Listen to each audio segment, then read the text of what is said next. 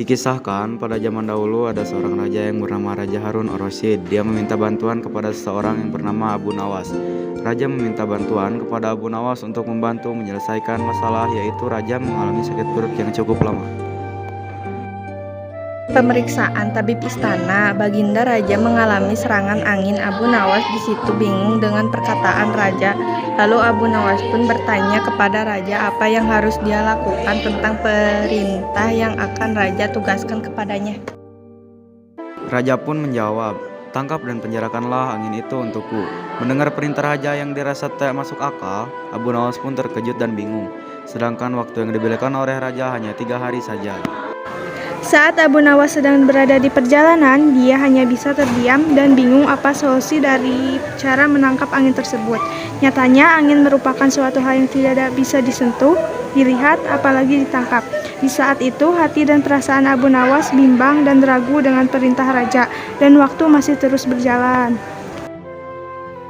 Pada hari kedua, Abu Nawas masih belum juga menemukan cara untuk mewujudkan perintah raja.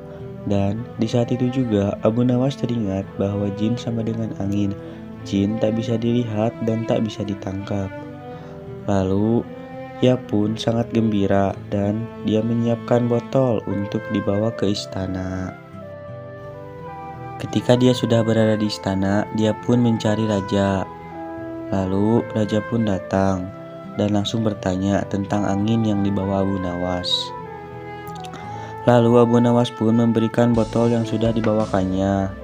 Baginda pun membuka botol sesuai dengan pengawasan Abu Nawas. Dan Baginda pun terkejut setelah mencium bau busuk dari dalam botol itu.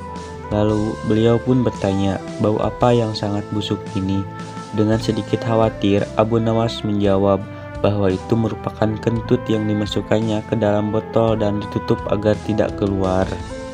Raja pun tidak marah karena yang dijelaskan oleh Abu Nawas sangat masuk akal dan ia meraih imbalan karena tuntas menjalankan misi sang raja.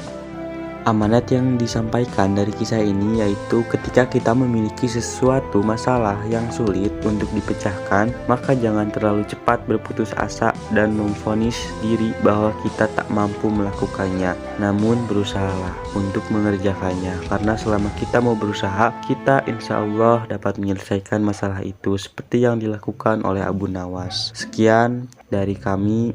Wassalamualaikum warahmatullahi wabarakatuh.